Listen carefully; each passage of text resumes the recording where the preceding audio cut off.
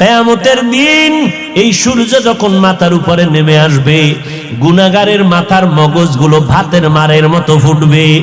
সূর্যের গরমে এই মাটির জমিনটা তামা হয়ে যাবে। আলাদা কোনো কিয়ামতের মাঠ হবে না। আমগো সিদ্ধিরগঞ্জ সহ গোটা দুনিয়ার জমিনটাই হবে কিয়ামতের মাঠ। এইটাই হবে মাঠ। আসমান থাকবে না, বিল্ডিং থাকবে না, পাহাড় গুলো তুলার মতো উঠতে থাকবে। পুরা জমিনটা সমতল হয়ে যাবে। মানুষ নাই, কিছুই নাই। যারা কবরে আছে আল্লাহ হুঙ্কার দিবে, এবার দাঁড়াও। আল্লাহ পাক ইসরাফিলের সিংহায় ফুৎকার দেওয়া মাত্র রুহু আসবে লাশের মধ্যে। এরপরে সব কবর থেকে জমিনের উপরে দাঁড়াইবে। আল্লাহর আদালত বা বিচারালয় হবে সিরিয়ার জমিন, বর্তমান সিরিয়া। ওখানে আল্লাহর বিচারালয় হবে। সব জমিনের মানুষগুলো উঠাইয়া আল্লাহ ফেরেশতার মাধ্যমে সেখানে নিয়ে যাবেন। আল্লাহ ওখানে নিয়ে বিচার কার্য শুরু করবেন। জহুর থেকে ফজর, এই ফজর আর জহুরের মাঝখানে যেই সময়, এতটুকু সময় মাত্র বিচারের সময় লাগবে। এই সময়ের মধ্যে বিচার কমপ্লিট হয়ে যাবে। আমগো সিদ্ধিরগঞ্জ থানার ভিতরে একটা মামলা 50 বছর হইরা রইল, এটা শেষ হয় না। 50 বছর মাঝে মাঝে হাতিয়া দিলে তাজা হয়, মামলা শেষ হয় না। রব্বুল আলামিন হাসুরের ময়দানে কোটি কোটি কোটি সহস্র কোটি মানুষ, এদের বিচার কেমনে আধা বেলায় শেষ হবে? বলে বান্দা বুঝবি না, যেটা বান্দার যেটা ধারণার বাইরে বুঝা অসম্ভব, এই আমার মাওলার কুদরতের দ্বারা সব কিছুই সম্ভব। কাদের কুদরত দারি বার কামাল, আন্তা রব্বি আন্তা হাসবি জুল জালাল, তুহি কাদের জলিলুল্লাহ জাহাদার, বহর হালে তুহি মেরা নেগাহদার। ও আল্লাহর বান্দারা, আল্লাহ বলেন জাহান্নাম থেকে নিজেকে বাঁচাও। 2 নাম্বার দায়িত্ব তোমার আহালকে বাঁচাও। 3 নাম্বার দায়িত্ব তোমার প্রতিবেশীরে বাঁচাও। 4 নাম্বার দায়িত্ব তোমার সমাজের লোক বাঁচাও। 5 নাম্বারে যদি সময় পাও উম্মত নিয়ে চিন্তা করো। উম্মতের সিরিয়াল 5, সমাজের চিন্তা করবা সিরিয়াল 4, ঘরের পাশের লোকের চিন্তা করবা সিরিয়াল 3, নিজের মাইয়া বলা স্ত্রীর চিন্তা করবা সিরিয়াল 2। 1 নাম্বার সিরিয়াল, নিজে আগে জাহান্নাম থেকে বাঁচো। জাহান্নাম থেকে বাঁচার মানি গুনাহ থেকে নিজেরে বাঁচাও, কারণ গুনাহগারের পরিণাম ফল হলো জাহান্নাম। ও এলাকার মুসলমানেরা, এরে যুবক, ওই অন্ধকার কবরে যাওয়ার আগে নিজেকে জাহান্নাম থেকে বাঁচাও, কারণ জাহান্নামের আগুনের ইন্ধন হবে মানুষ আর পাথর। দুনিয়ার আগুন জ্বালাইতে গিয়া নরম নরম জিনিস দিয়ে আগুনকে প্রজ্বলিত করা হয়। আল্লাহ কয় জাহান্নামের আগুনটা আমি প্রজ্বলিত করব মানুষ আর পাথরের দ্বারা। অধিকাংশ মানুষ কোন মানুষ?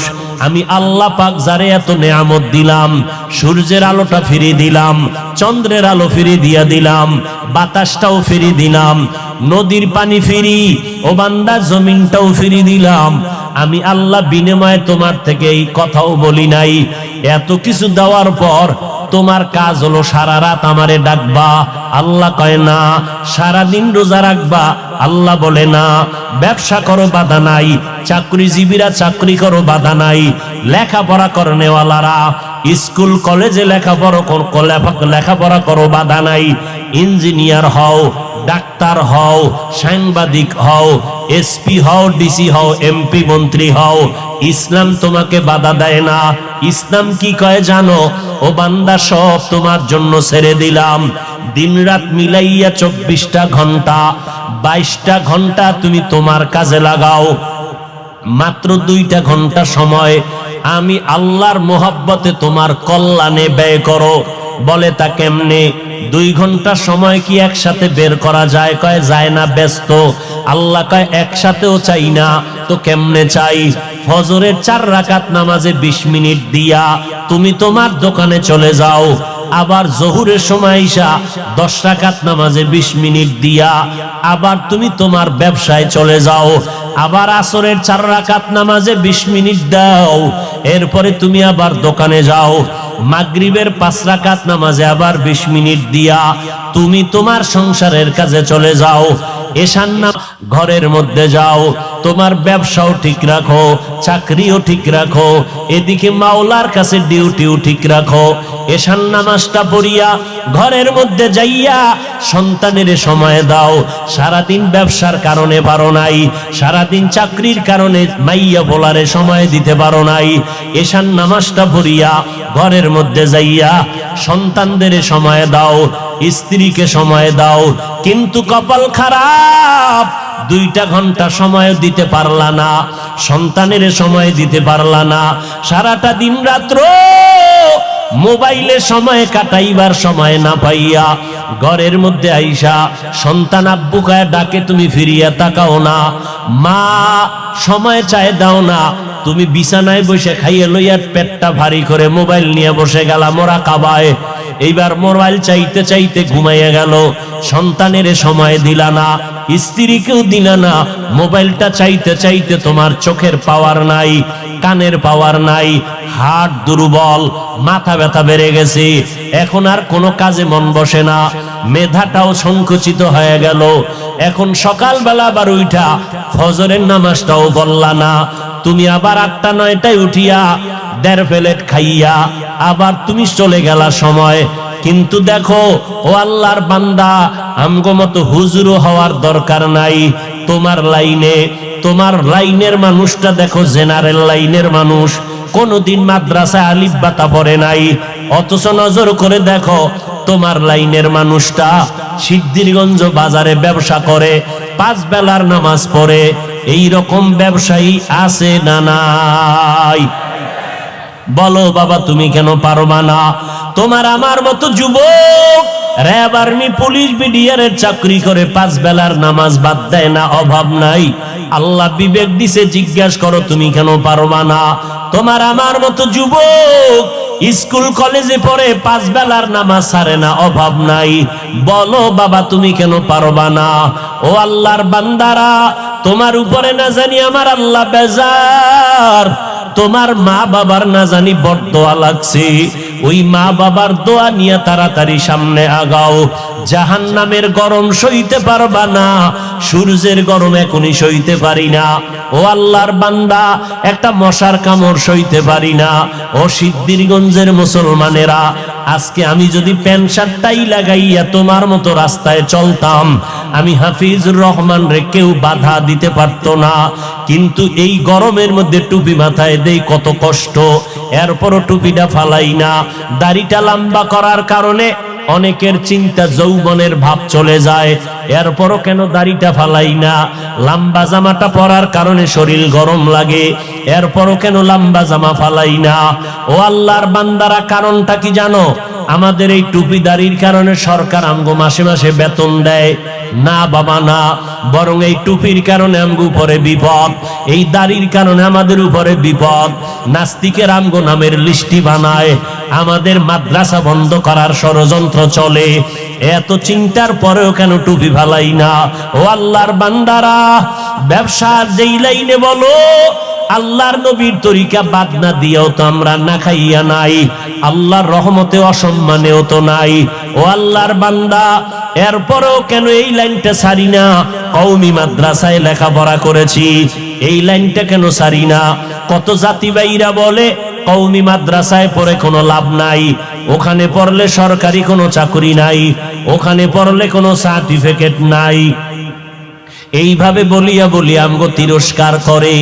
এই ভাইরা, একটু চিন্তা করে দেখেন, আল্লাহ তো বিবেক দিছে, চিন্তা করেন এত গরমের পরেও কেন নামাজ ছাড়ি না, টুপি ছাড়ি না?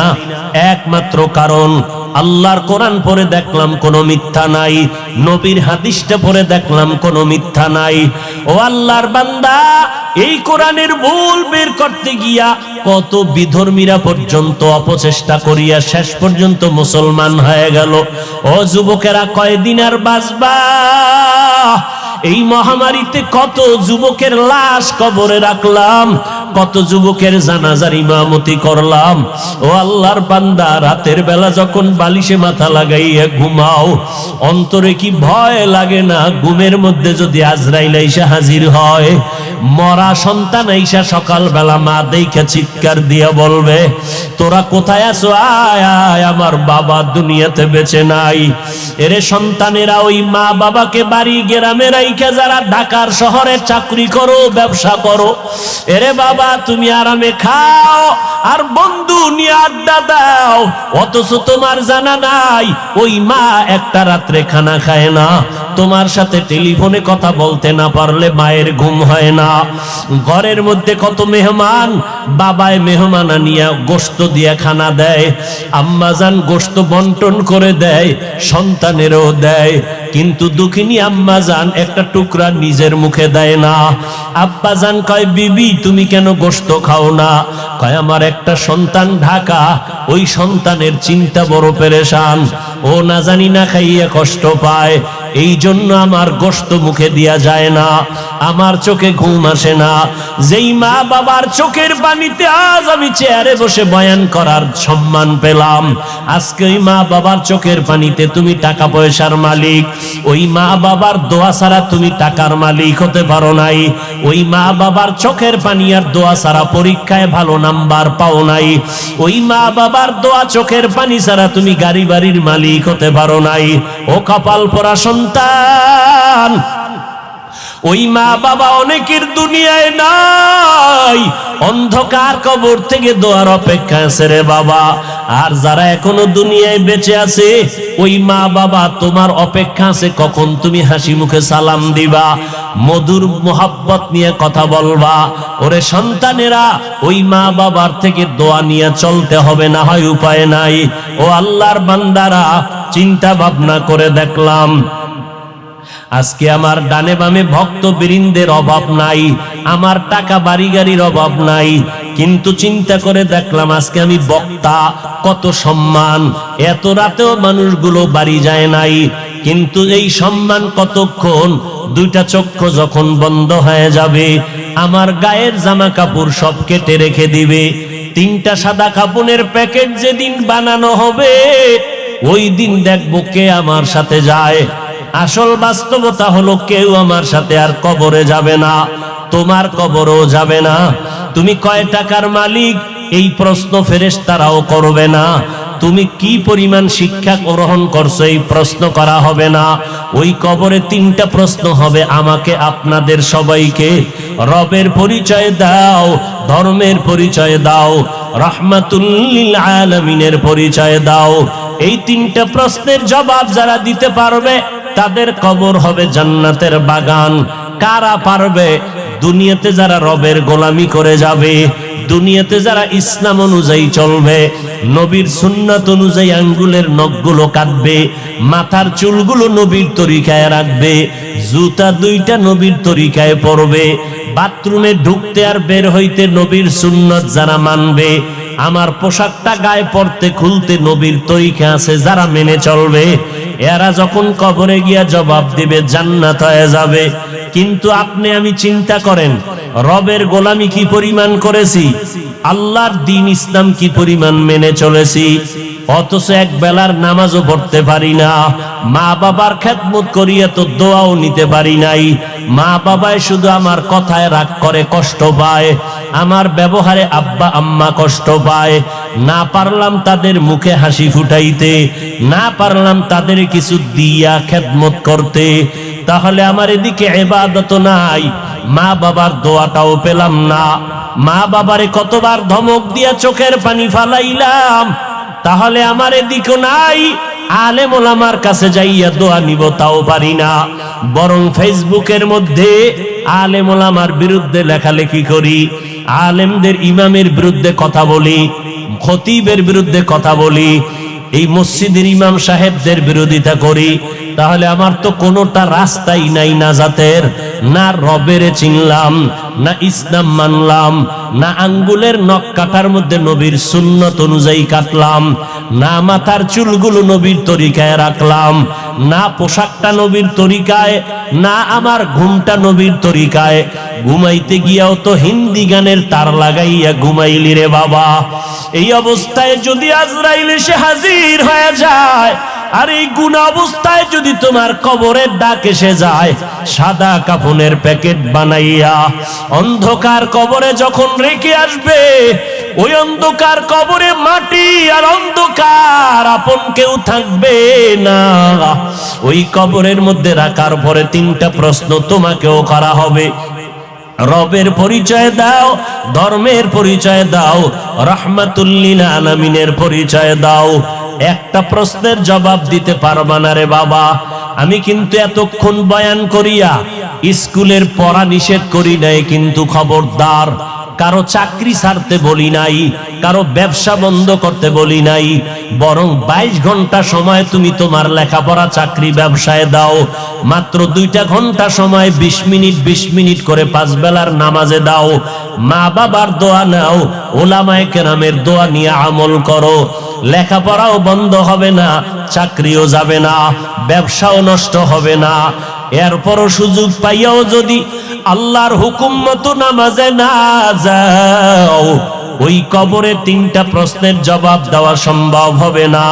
মদিনার নবী বলেন, এই বেঈমান নাফরমান যখন জবাব দিবে না, সাথে সাথে আল্লাহ পাক গায়বী আওয়াজ দিবেন, ও কবরের ফেরেশতা, এই নাফরমানের কোনো সময় দিও না। দুনিয়াতে বহু সময় পাইয়া শুকর আদায় করে নাই, আমার নেয়ামত খাইয়া শুকর আদায় করে নাই, এখনই কবরে জাহান্নামের বিছানা দিয়া দাও। কবরের মধ্যে জাহান্নামের সাথে রাস্তা বানাও। পুরা কবরের মধ্যে জাহান্নামের আগুন, একটা না, 2টা না, 99টা সাপ কবর ভরে যাবে। আল্লাহ গায়বী আওয়াজ দিয়া রাগান্বিত হয়ে বলবেন, ও কবরের মাটি, এই নাফরমানকে 2 পার্শ্ব থেকে জোরে জোরে চাপ দাও। এত জোরে চাপ দিবে পাজরের হাড্ডি চুরমার হয়ে যাবে। ও আল্লাহর বান্দারা, এই কথাগুলো নবীর হাদিস থেকে শুনাইলাম। মনে মনে চিন্তা করো, নবীর হাদিস তো মিথ্যা হতে পারে না, কারণ আমার নবী 63 বছর জীবনে একটা মিথ্যা কথা বলেন নাই। আম্বিয়ায়ে কেরাম, ওলামায়ে কেরামের কথা মিথ্যা হতে পারে না। 1জন 2জনে মিথ্যা বলতে পারে, লক্ষ লক্ষ নবীদের কথা মিথ্যা না, লক্ষ লক্ষ সাহাবায়ে কেরামের কথা মিথ্যা নয়, কোটি কোটি ওলামায়ে কেরামের কথা মিথ্যা না। অতএব এই গুনাহগারের জন্য জাহান্নাম সত্য। এখন উপায় হলো তওবা করা। এই গভীর রাত সবার কপালে তওবা নসিব হবে না। আল্লাহর কাছে যার দিলটা নরম, মনে মনে আল্লাহকে ডেকে বলবে, হে মালিক, এই ময়দানে আমার মতো গুনাহগার কেউ নাই, গুনার কারণে আমার হাত না পাক, চোখ না পাক। ও আল্লাহ, এই ময়দানে আমার মতো গুনাহগার কেউ নাই। আয় আল্লাহ, আজ আপনার কাছে গোপনে ক্ষমা চাইতেছি, আর গুনার কাছেও যাব না।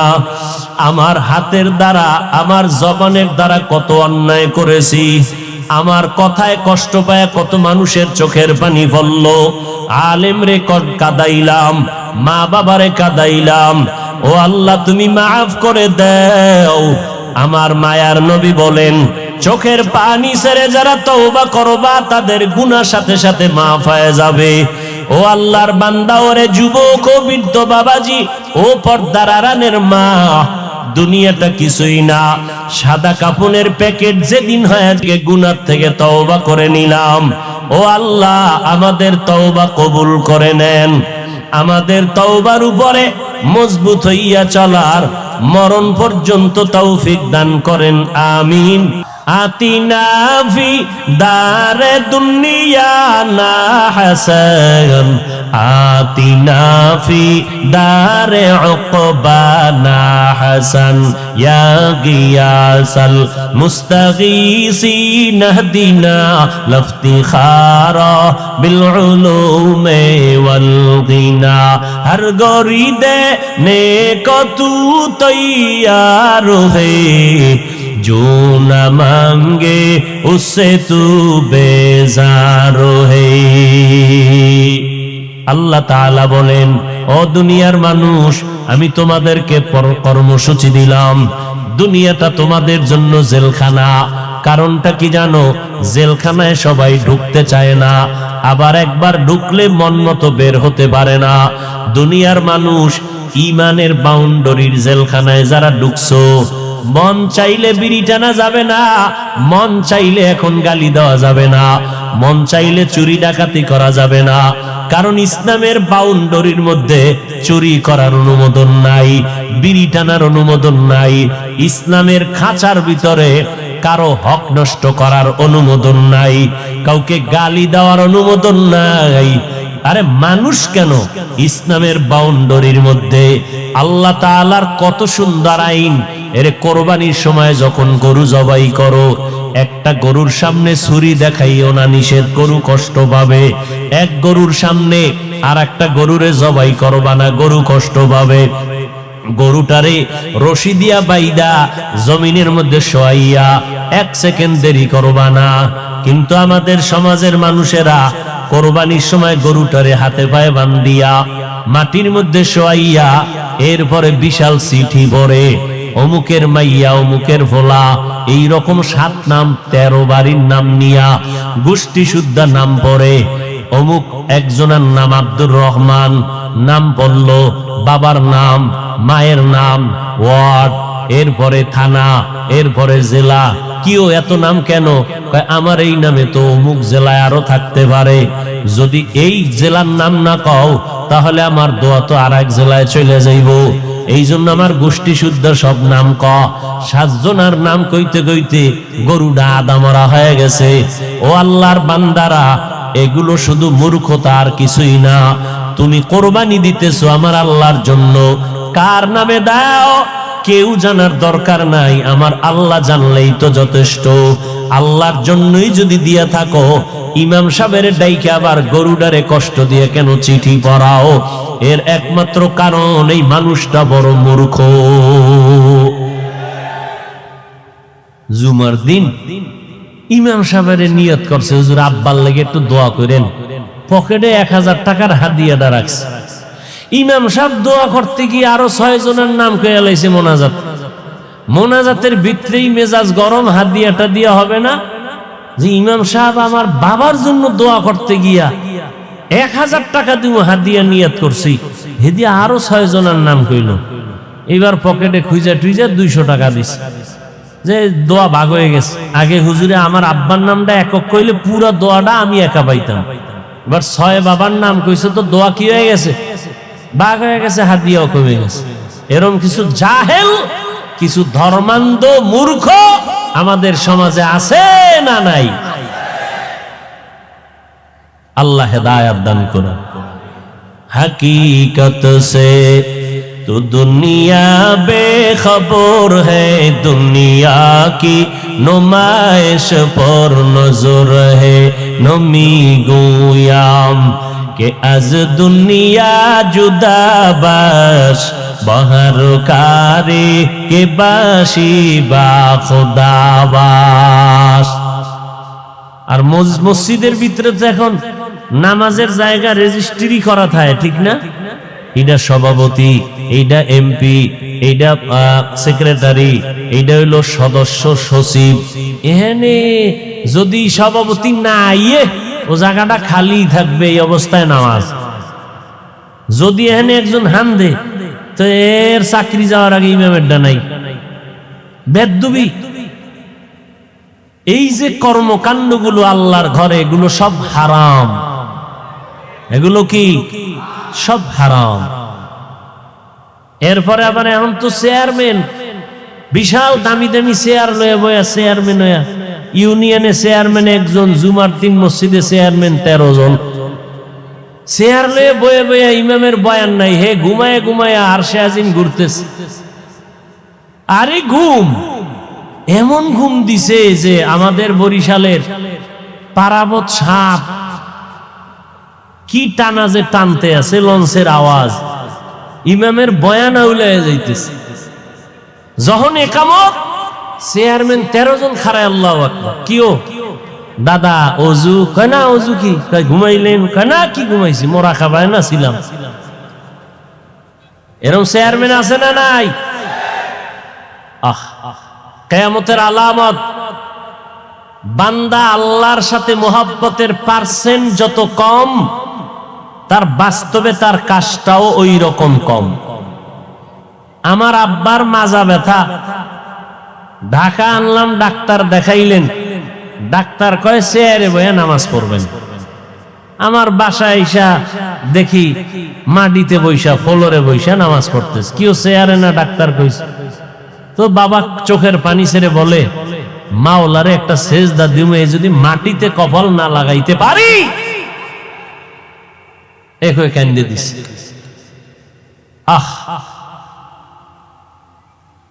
আর আমনে গো মসজিদের খতিবরা যদি কয় চেয়ার বাদ, তুই বাদ, কি ঠিক নি?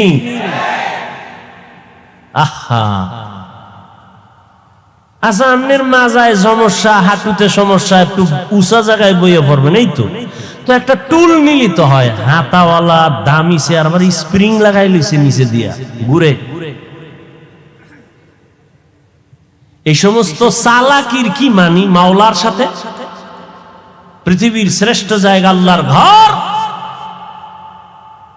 যেখানে আপনি বিনয়ী হইয়া নামাজ পড়বেন, মাথার কপালটা মাটিতে লাগাবেন। আমার রাসূল বলেন, আস-সাজিদু ইয়াসজুদু ইলা কদামির রহমান। বান্দা যখন সেজদা করে, ও মাটিতে দেয় না, রহমানের কদমে সেজদা দেয়। আর যার মাটির লগে কোনো কালেকশনই নেও, দিবে কি? হায় হায় হায় হায় হায়। যাক, বেশি কথা খাওয়া যাইব না। কোন দিকের বাতাস আবার কোন দিকে যায়, আল্লাহ হেদায়াত দান করুন। আজকে একটা জুমা গেছে না, আপনাদের এই সমস্ত এলাকায় মসজিদে জুমার সময় লোক কম না বেশি? বাড়ে না কমে? বাড়ে না। মসজিদের ছাদ, রাস্তাঘাট সব বোঝাই, মুসল্লি আর মুসল্লি, সভাপতি কান্দে, টাকা দাও টাকা, বিল্ডিং বানানো লাগবে, জায়গা বানানো লাগবে, মুসল্লি বেড়ে গেছে। এই মুসল্লিগুলো সব কিশোরগঞ্জ থেকে আসছে আপনাদের এখানে না আজকে? এরা কোন জায়গা? এরা ফজরে কই গেছিল, আবার আসরে নাই। কি নাটক, কি নাটক! ফজরে নাই, আসরে নাই, জুমায় ভিড়। তো কেমন ভিড়? ইমামের সাথে 2 রাকাত, আগেরটারও খবর নাই, পরেরটারও খবর নাই। আবার আমার মতো এক মোল্লা ফতুয়া দিয়ে দিছে, জুমার আগে সুন্নাত লাগে না। শুনেন নাই? তো ইউটিউব খুললে কি দেন? ইউটিউব যে খুলেন, কি দেন ইউটিউবে? সোনা বন্ধের গান শুনেন খালি না? এই যে আলেমরা এই যে অষ্টাস করে, শোনেন না? কি শুনেন? এই যে এক আলেম বলছে জুমার আগে সুন্নাত লাগে না। নাউজুবিল্লাহ হয় না নাকি আউজুবিল্লাহর পার্টি সব? যে আলেম বলবে জুমার আগে সুন্নাত লাগে না, বাতিল। জোরে বলো। যে আলেম বলবে কাজা নামাজ লাগবে না, সে আলেম বাতিল। যে আলেম বলবে নফল ইবাদত লাগবে না, সে আলেম বাতিল। যে আলেম বলবে কোরআনের অর্থ না জেনে পড়লে কোনো লাভ নাই, সে আলেম বাতিল। যে আলেম বলবে ছোট বাচ্চাদেরকে কোরআন পড়াইয়া সারা রাত মাদ্রাসায় রেখে লাভ নাই, মায়ের কোলে ঘুম পাড়াও, এই মাদ্রাসায় দিয়া বাচ্চা পঙ্গু হয়ে যাবে, তাহাজ্জুদ পড়াইয়া পাগড়ি মাথায় দিয়া কি লাভ হবে? মদিনার নবী কয়, এই সন্তানের বাবা, 7 বছরে সন্তানটারে নামাজের মুসাল্লায় দাওয়াত দিয়া দাঁড় করায় দাও, 10 বছরে শাসন করিয়া এরপরে নামাজে দাঁড় করাও। কারণ এরপরে ঘাড় যখন সোজা হয়ে যাবে, মা বাবার কথার কমান মানবে না। আগের থেকে অভ্যাস করো, ওই মাদ্রাসায় গিয়া ছোটবেলা থেকে আমার আব্বা আমারে লুঙ্গি পরাইতেন, পায়জামা পরাইতেন, ওখান থেকে পাগড়ি পরতাম ছোট থেকে লম্বা জামা। আজও পর্যন্ত পাগড়ির অভ্যাস ওই সময় না থাকলে পড়তে পারতাম না। তাহাজ্জুদের অভ্যাস যদি মাদ্রাসায় না হইতো পারতাম না। ওরে ভাই 7 বছর কেন, 5 বছরের পিচ্ছি যেই ফাঁকা, কি লাইভ দেয়, লাইভ 5 বছরের বাচ্চা কি দেয়, কি ফাঁকনা ফাঁকনা কথা। অতএব নবী বলেন 7 বছরের সময় নামাজের মুসাল্লায় দাওয়াত দিয়া দাঁড় করাও, 10 বছরের সময় শাসন লাগলে শাসন করো। নবীর তাবিজ উপেক্ষা করার উপায় নাই। ছোট থেকে যদি গড়তে না পারো, পরবর্তীতে আর গড়ার কায়দা নাই। বাসায় রাখবা মায়ের কোলে, মায়ের কোলে থাইকা বান্দা বাচ্চাটা কোরআন শিখতে পারবে না জীবনেও। সে মোবাইল চালায়া চালায়া সব জীবনটারে নষ্ট করবে। বলবে আম্মু খানা দরকার নাই, মোবাইল দাও, ঘুম দরকার নাই, মোবাইল দাও, বাথরুমে বসলেও মোবাইল লাগবে, কান্না বন্ধ করার জন্য মোবাইল দাও। আর মোবাইল হলো চরিত্র ধ্বংস করার একটা হাতিয়ার।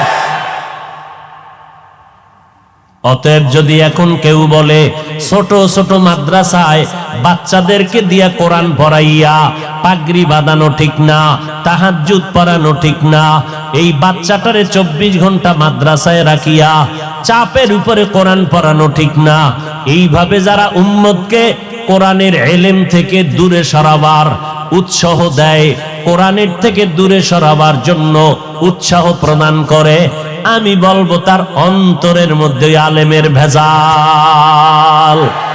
এলমেরা এজাজো করদন বেহিসাব, খলকেরা দাদন জওয়াবে বাসওয়াব, হক না দারাদ দোস্তে খলকা জারেরা, নিস্তে ই খসলতে একে দিনদারেরা।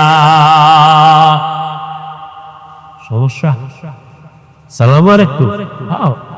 সব কিনা নবীরা ওয়াদের বাট ইয়ান পোলাবনা এলাকা রাখে দয়া করে খেলো একটু বুঝান যে বাবা মার কমান্ডা মানে আল্লাহ কবুল করেন। হ্যাঁ, ভালো জায়গায় হাত দিছেন, টাইম তো নাই। হ্যাঁ, মা বাবার খেদমতের কথা বলতেছেন। এরে সন্তান, ওই যে এইটাই বুঝাইতেছি আমি, কই মাদ্রাসায় দাও, আর এক বক্তায় কয় খবরদার মায়ের কোলে কাপড় দিয়ে পেঁচায় ঘুম পাড়াও। তাহলে মায়ের কোলে থাকলে শিখবে মোবাইল, কথা ঠিক নেই। আর কি শিখবে? কিরিং কিরিং টেলিফোন, হ্যালো হ্যালো হ্যালো, কে তুমি কাকে চাও বলো বলো বলো, আমি ম্যাও হ্যালো ক্যাট বিড়ালকে চাই, জরুরি খবর আছে ডেকে দাও তাই। হামটিমা টিম টিম তাদের খাড়া দুটো শিং, তারা মাঠে পারে ডিম। শিংওয়ালা জানোয়ারের ডিম দেয়নি? হ্যাঁ, এই কথাটা কাঁচা মিশা কথা না? মিথ্যা কথার দ্বারা কোনোদিন চরিত্র ভালো হবে? আল্লাহ হেদায়াত দান করুন। এরে ভাই, অনেক গার্ডিয়ান আমার কাছে আসে মাদ্রাসায়, হুজুর আমার সন্তানটা দুষ্টামি করে ঘরের মধ্যে, আলমিরা ভাঙ্গিয়া ফালাইছে, গ্লাস 6টা নাই, চায়ের কাপ ভেঙ্গে চুরমার, আর কাপটা কম কন কি 90,000 টাকার মোবাইল নাই। দেখতে দেখতে এমন জোরে ফ্লোরের মধ্যে আসার দিছে, 3 দিন করাইছে এটারে গোসল, খালি বালতিতে ভিজায় আর উড়ায়। বাচ্চাদের কাম আসসাবিয়ু সাবি ওয়ালাউ কানান নবী, বাচ্চা তো বাচ্চাই। কি করি? আমি কি করতে চান? কয় মাদ্রাসায় একটু আসা যাওয়া করুক, এই ফাঁকে ফাঁকে আসবে, আবার আমরা নিয়ে যাব। তো একটা অভ্যাস গড়লো। এই অবস্থায় যদি কাটা গায়ে লবণের সিটা দিয়ে কয় মাদ্রাসায় ছাত্রদেরকে এই এই এই হ্যাঁ, টুকটাক অপ্রীতিকর কিছু ঘটনা হতে পারে। আরে ভাই, এখন তো ফিডাফিডি নাই। স্কুলে যারা পড়ছেন মুরব্বীরা, কি ফিডাটা যে খাইছেন, আমার এক চাচায় কয় এমন ফিডা আমার একটা দিছে, ওই ফিডার চড়ে যে দৌড় দিছি ডাস্টার মাইরা সারের গার উপরে পড়ে নাই, এমন দৌড়। ওদিন থেকে স্কুল তালাক। বুঝেন নাই? খেজুরের বিশাল বড় বাইল, 6 হাত লম্বা। সেই সময়ের পিঠা খেয়ে যারা ধৈর্য ধরেছে তারা আজকে দামি দামি মানুষ হয়েছে, দুনিয়ার লাইনে আখেরাতের লাইনে। যাক, পিঠাফাটির দরকার নাই। কমলমতি শিশু বাচ্চা, এদেরকে আদর আপ্যায়ন করে আমরা এদেরকে যতটুকু সম্ভব শিক্ষা দিব, কথা ঠিক না? এরপরও আমাদের সব মাদ্রাসায় বিষয়ে হুঁশিয়ারি সংকেত আছে। কোন ছাত্রের হাতের তালুতে দুই একটা প্রয়োজনে দিবেন, তাও ওজনটা কেমন হবে? আপনার রাগ আছে 90, কিন্তু ওর হাতের বাড়ি দিতে হবে মাত্র 5%। ওই 90 এর রাগ দিয়ে বাড়ি দিলে আমিও সইতে পারুম না। যদি দেন, আল্লাহর আদালতে জালেম হইয়া হিসাব দিতে হবে। স্পষ্ট বলছি হুজুরদেরকে সেদিনও মিটিং এ, যে স্পষ্ট আল্লাহর কাছে জালেম হবেন, জালেম। এরপরও টুকটাক যদি কিছু হয়, এটা পাবলিকের বললে কি আলেমের সম্মান বাড়াইলো? ওই আলেম পাবলিকের সামনে এই সমস্ত কথা বললে কি মানুষ আলেম ওলামাদের প্রতি ভক্তি বাড়বে না ভক্তি নষ্ট হবে? তাহলে এই সমস্ত আলেমদেরকে আমরা পরিপূর্ণ আহলে হক মনে করতে পারি না। এদের অন্তরে ঝামেলা আছে, এরা শুধু ফিতনা বাজায়, সমাধান দিতে পারে না। যাবেন মসজিদে নামাজ পড়বেন, সেখানের মধ্যেও ফিতনা। কি ভাই বলে জোরে জোরে আমিন বলতে হবে, না হয় তোমার নামাজ পরিপূর্ণ হক আদায় হবে না। নাভির নিচে হাত বাঁধলে হবে না, বুকের উপরে লাগাও। ও ভাই, তুমি বুকে হাত বাঁধো, আমগো কোনো টেনশন নাই। জোরে আমিন বলো, কোনো টেনশন নাই। মক্কা শরীফ যারা গেছেন, মদিনায় গেছেন, মক্কায় হজে গেলেন, উমরায় গেলেন, হাজারো লাখো মানুষ নামাজে দাঁড়ায় গেল, একটা টানা 1.5 ঘন্টা ঘুমাইছে। একামত যখন হয়ে গেল, দাঁড়ায় হাত বাইদে রেডি। একটা নামাজে দাঁড়াইছে, মোবাইল আইছে, মোবাইল পকেট থেকে বাইক করে হেলো, নামাজের ভিতরে হেলো। এরপর কি জানি হেন্দ কইছে, আবার সলা সলা, নামাজের ভিতরে আছি, কাইটে কাইটে পকেটে দিয়ে আবার জায়গায় খাড়া হয়ে গেছে। আর একটা দেখলাম নামাজে দাঁড়াই দাঁড়াই রুকু টুকু দিল, সেজদায় যাওয়ার আগে পকেট থেকে কি যেন বাইর করছে। নামাজ পড়ে দেই একটা কাঠ, বিশাল এক কাঠের টুকরা। কিও? সারা দুনিয়াটা ইবলিস সেজদা কইরা নাপাক করছে, আমি কই দেব, এজন্য কাঠের উপরে দিছি। এত ফেরকা সৌদি, মক্কা, মদিনায়, কিন্তু কই কিলাকিলি নাই, গীবত শেকায়াত নাই, কোনো দ্বন্দ্ব নাই। বুঝলাম না আমার সোনার বাংলার মধ্যে এত ধাক্কা ধাক্কি মুসলমানের মধ্যে ঢুকলো কেন? এত গীবত শেকায়াত কেন? চরমনায়ের বিরুদ্ধে গান, তাবলীগের বিরুদ্ধে গান। তাবলীগে গিয়ে কোনো লাভ নাই, চরমনায় গিয়া লাভ নাই। ও আল্লাহর বান্দারা, কওমি মাদ্রাসায় পড়ে লাভ নাই, দেওবন্দীদের কাছে গেলে লাভ নাই, হাটহাজারি গেলে লাভ নাই। এই সমস্ত কথা বলে বলে মানুষকে বিভ্রান্ত করা হয়।